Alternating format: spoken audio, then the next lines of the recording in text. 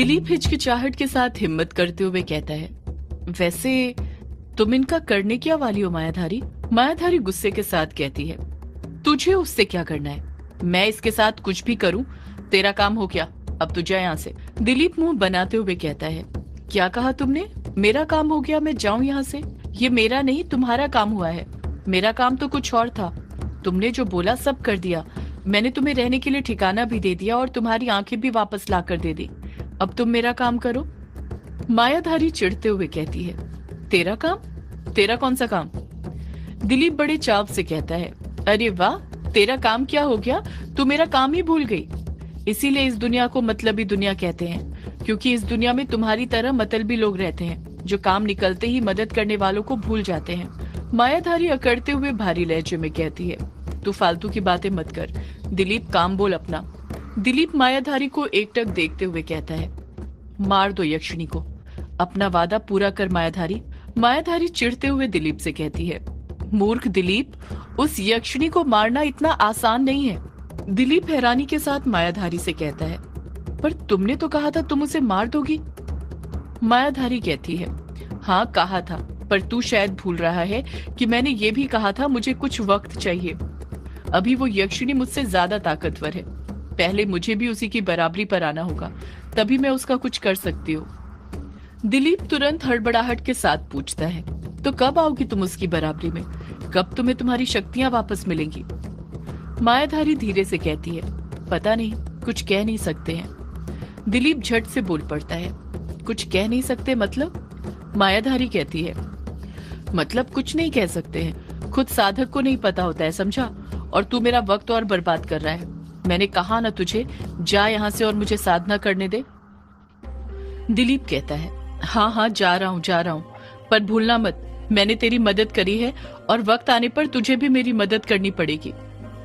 मायाधारी कहती है, मायाधारी कभी अपनी मदद करने वालों को और अपने दुश्मन को नहीं भूलती है, समझा तू?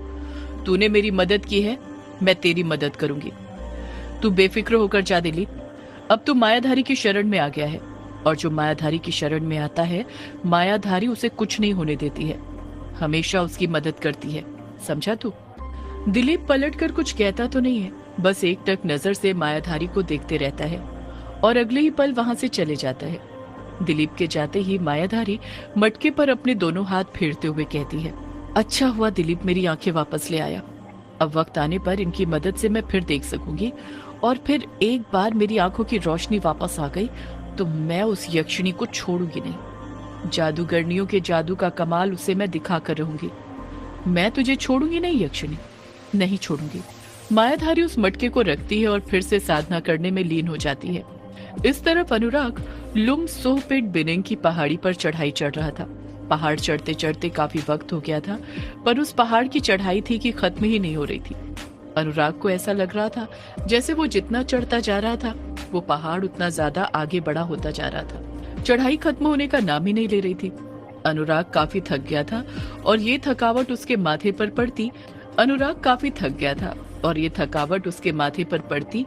बड़ी बड़ी पसीनों की बूंदों को देखकर साफ समझी जा सकती थी, पर फिर भी वो धीरे धीरे अपने कदम आगे बढ़ाते जा रहा था, क्योंकि उसके मन में रज्जन से मिलने की चाह थी। वो किसी भी कीमत पर रज्जन से मिलना चाहता था और अपने मन के सारे सवाल उससे पूछना चाहता था। वो जानना चाहता था कि आखिर स्वर्गलोक में हुआ क्या था। इसी उम्मीद के साथ अनुराग अपने कदम आगे बढ़ाते जा रहा था। अनुराग अपने कदम आगे बढ़ाते हुए खुद को हौसला देते हुए कहता है, बस अनुराग, तू पहुंचने वाला है, थोड़ी दूर और। यक्षिणी ने कहा था इसी पहाड़ी के ऊपर वो स्वर्ण सीढ़ियां पहले मौजूद थी। हो सकता है उसका एक आध अंश ही तुझे दिख जाए, वही मेरे लिए काफी है। और सबसे जरूरी तो उस यक्ष का मिलना है। क्या नाम बताया था यक्षिणी ने उसका? अनुराग कुछ याद करते हुए बोल पड़ता है, हाँ याद आया, रज्जन।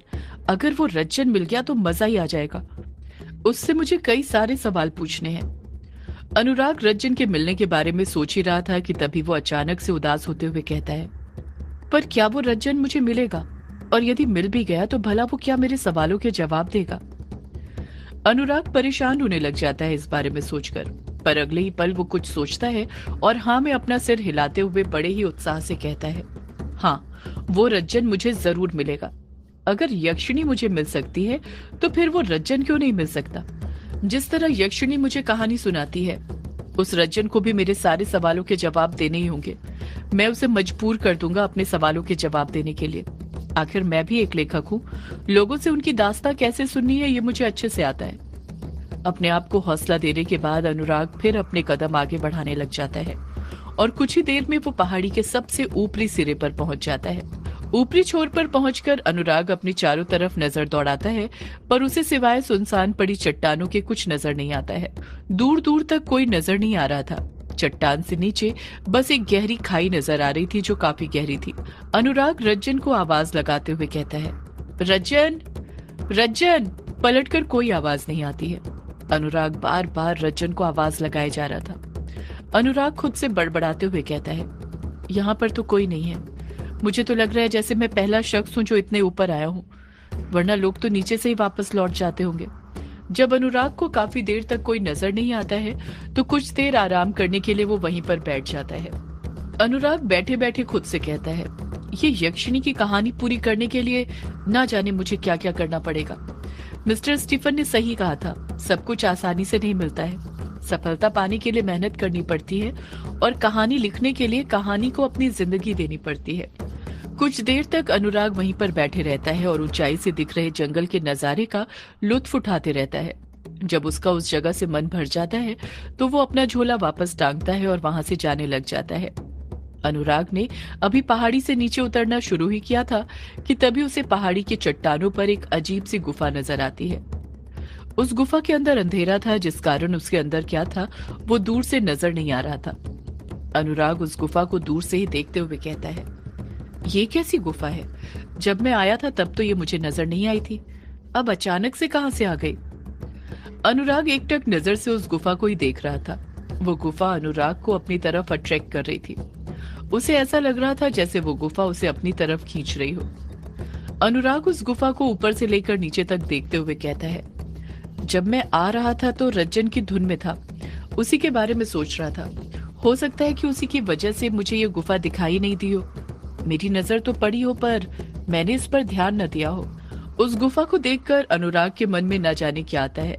उसके कदम अपने आप उस गुफा की तरफ बढ़ने लग जाते हैं। चट्टान के एकदम बीचों बीच वो गुफा थी। गुफा के अंदर जाने के लिए ज्यादा स्पेस नहीं था। इतनी जगह थी कि एक बार में बस एक ही इंसान उसके अंदर जा सकता था। एक साथ दो इंसान अंदर नहीं जा सकते थे।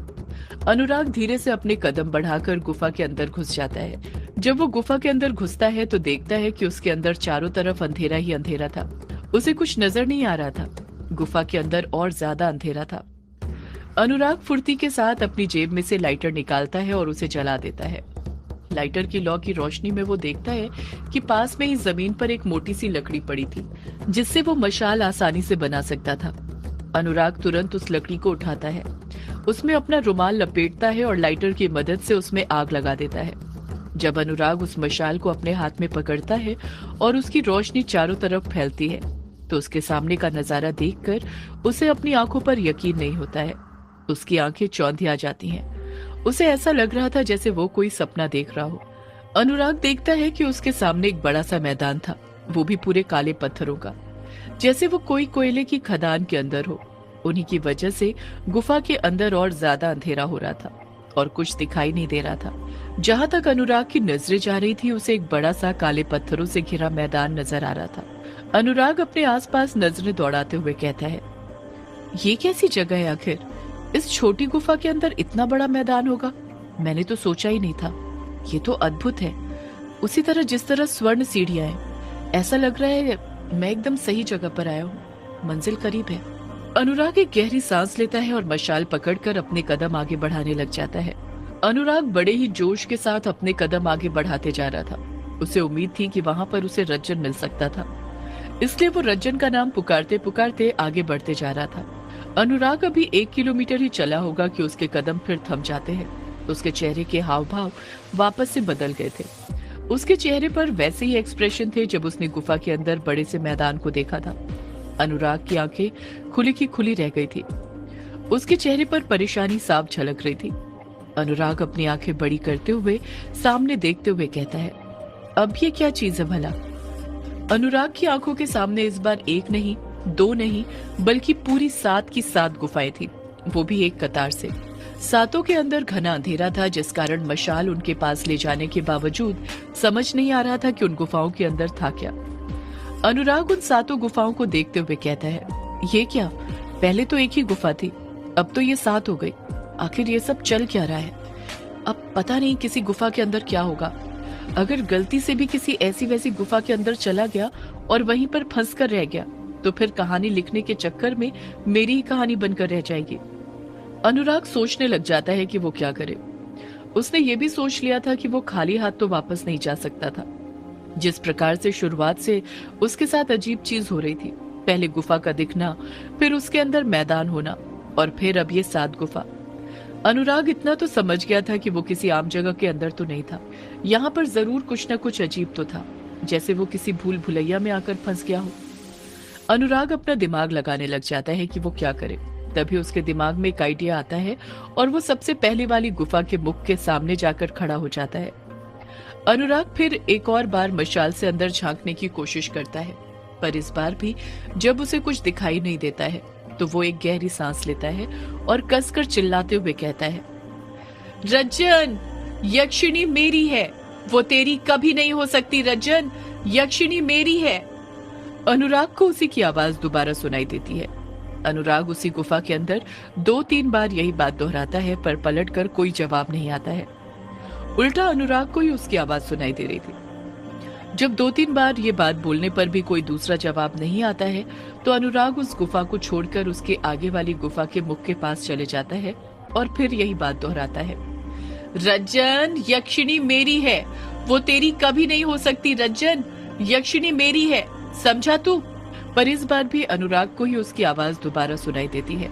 अनुराग हर गुफा के सामने जाकर 3-4 बार यही बात दोहराने लग जाता है। एक प्रकार से अनुराग रज्जन को ललकार रहा था।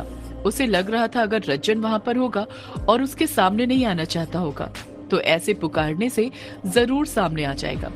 अगर वो सच में यक्षिणी को प्यार करता होगा तो। एक एक करके अनुराग 6वीं गुफा के मुख के पास चले जाता है, पर उसके अंदर जब अनुराग चिल्लाता है तो उसके साथ कुछ ऐसा होता है जिसकी उम्मीद वो 5 गुफा में चीखने के बाद खो चुका था। वो अनुराग जो हर गुफा के सामने जाकर एक ही बात बार बार दोहराए जा रहा था। 6वीं गुफा के अंदर चिल्लाने के बाद एकदम शांत हो गया था, जैसे उसे कोई सांप सूंघ गया हो। अनुराग खुद से बड़बड़ाते हुए धीरे से कहता है, इसका मतलब वो इसमें है। आगे सुनने के लिए सब्सक्राइब करके रखें, क्योंकि पॉकेट एफएम ने स्ट्राइक दे दिया तो रोज़ का रोज़ अपलोड होगा और रोज़ का रोज़ डिलीट हो जाएगा। तो सुनने के लिए सब्सक्राइब करें और हमारे चैनल में बने रहे।